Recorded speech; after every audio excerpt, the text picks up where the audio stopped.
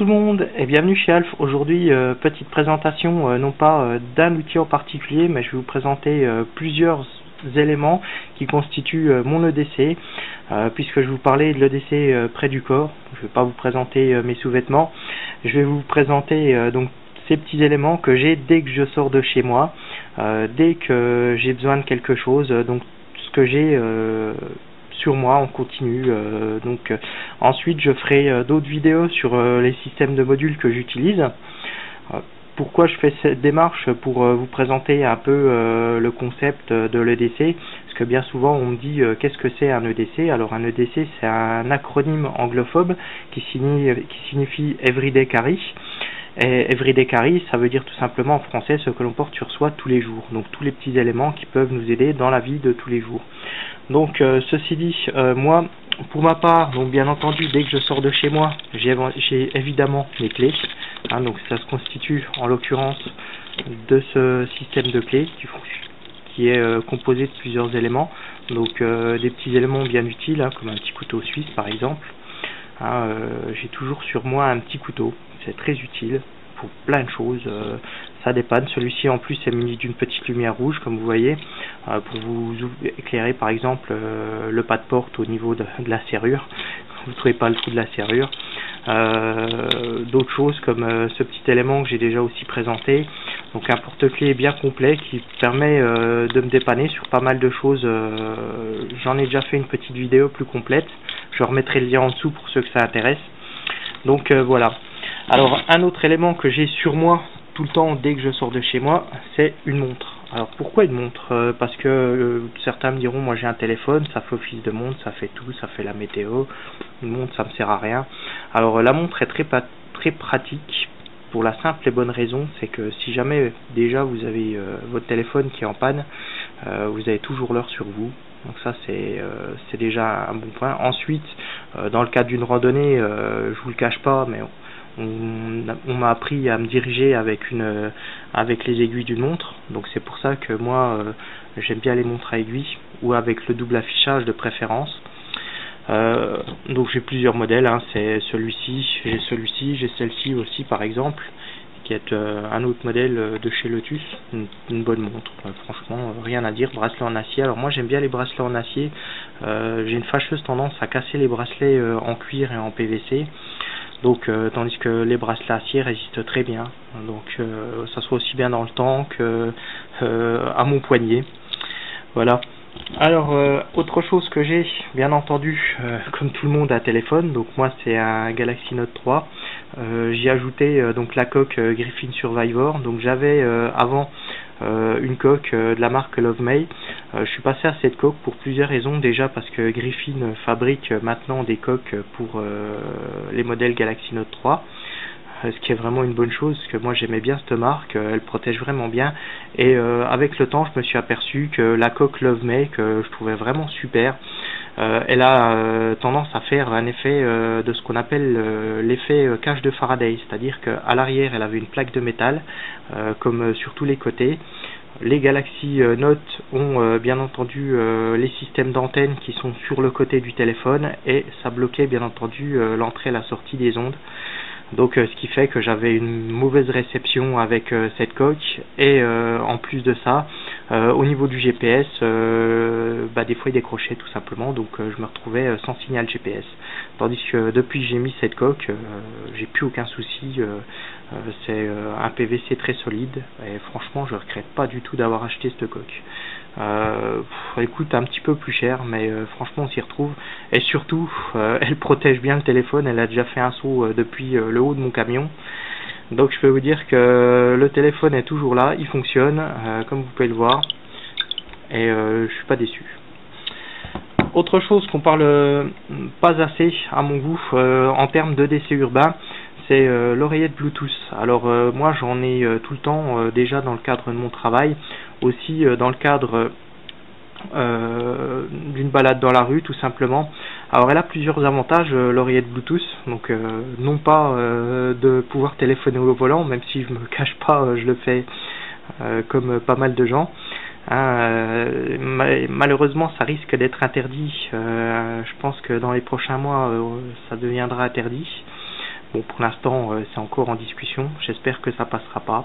Enfin bref, donc toujours est-il pour cette oreillette. Alors l'autre avantage déjà, c'est de pouvoir décrocher sans sortir son téléphone, ce qui est vraiment pour moi une des choses aussi très importantes. Pourquoi? Ben, tout simplement parce que quand vous habitez dans une grande ville, vous avez des petits malins qui sont très habiles dans le domaine de l'arrachage de téléphone. Donc quand vous avez votre beau téléphone à l'oreille et que vous avez une personne qui vous arrache le téléphone, avec ça, ça devient beaucoup plus délicat. Aussi, un autre avantage, c'est quand vous avez votre téléphone dans votre sac ou dans votre sacoche et que vous avez votre téléphone qui sonne, avec ça, impossible de rater un appel. Franchement, moi, j'appuie juste là et là, je décroche l'appel, je peux parler en toute liberté. Donc ça me permet bien entendu aussi d'avoir les deux mains libres, ce qui est aussi un avantage. Voilà. Aussi autre chose que j'ai tout le temps sur moi, c'est une lampe. Donc pourquoi une lampe? Donc Green Spider en a parlé dans sa vidéo dernièrement. Très intéressant d'avoir ça aussi bien de jour comme de nuit pour éclairer une zone sombre, un endroit où par exemple vous ne voyez pas bien. Si vous avez une lampe, il n'y a aucun problème. Bon, bien entendu, moi la mienne, c'est une Phoenix LD09, j'en ai parlé aussi. J'ai 130 lumens de puissance, ce qui pour moi est largement suffisant dans un mode urbain. Après, on va dire dans un terme de randonnée, en général, je prends des lampes plus puissantes comme par exemple, je pense à ma LED Lenser P7 II. Donc c'est une bonne lampe aussi, qui a une plus grosse puissance qui permet d'éclairer plus loin. Donc voilà. Mais une petite lampe, toujours important d'avoir ça. Moi j'ai toujours une petite lampe dans ma poche. Autre chose que j'ai bien entendu et qui là est, comment je pourrais dire, plutôt amené à controverse, je vais vous parler des couteaux.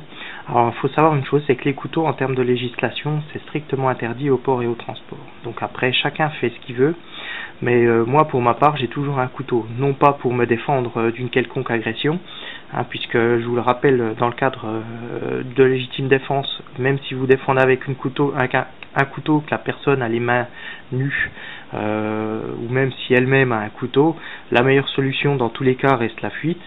L'autre solution, c'est de ne pas sortir son couteau, c'est d'utiliser une bombe de défense. Donc moi, pour ma part, j'ai dans mes sacs plusieurs bombes de défense afin de maîtriser un agresseur dans le cas où véritablement vous ne pouvez rien faire.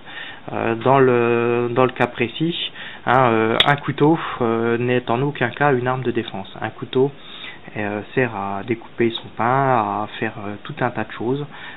C'est très pratique. Moi j'ai plusieurs modèles, donc j'ai celui-ci, j'ai aussi un Spyderco, hein, bien entendu, mais surtout j'ai un couteau suisse. Alors pourquoi un couteau suisse? Parce qu'un couteau suisse a plusieurs éléments. Donc vous avez les ciseaux, la scie à bois, enfin, en l'occurrence ce modèle là c'est le Huntsman. Vous avez plusieurs éléments qui vous permettront de répondre à plusieurs problèmes que vous pouvez rencontrer dans la vie de tous les jours. Donc pensez au couteau, mais moi personnellement je vous conseille déjà le couteau suisse. C'est franchement un outil, une fois que vous en avez un dans la poche, vous ne pouvez plus vous en passer. C'est vraiment quelque chose de génial. Autre chose que j'ai sur moi, bien évidemment, mes papiers. Donc un portefeuille avec à l'intérieur tous mes papiers. Dès que je sors de chez moi, j'ai mes papiers sur moi, hein, que ça soit aussi bien en cas de contrôle qu'en cas de quoi que ce soit. Voilà.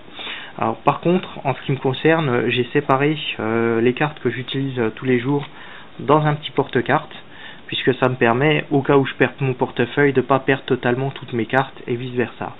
Et aussi d'avoir mes cartes qui sont sécurisées dans un petit élément en ferraille. Ça coûte ça franchement 5 €. C'est vraiment dommage de s'en passer. Voilà. Donc si vous avez des questions, n'hésitez pas.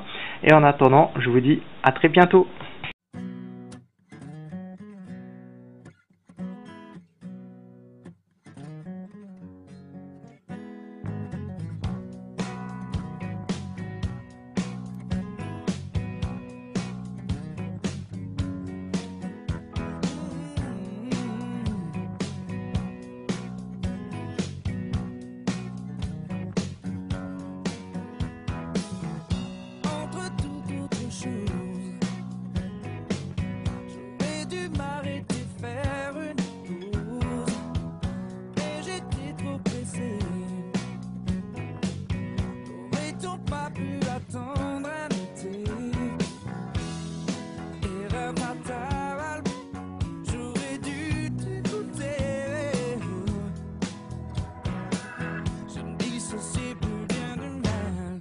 J'étais sur la route toute la sainte journée.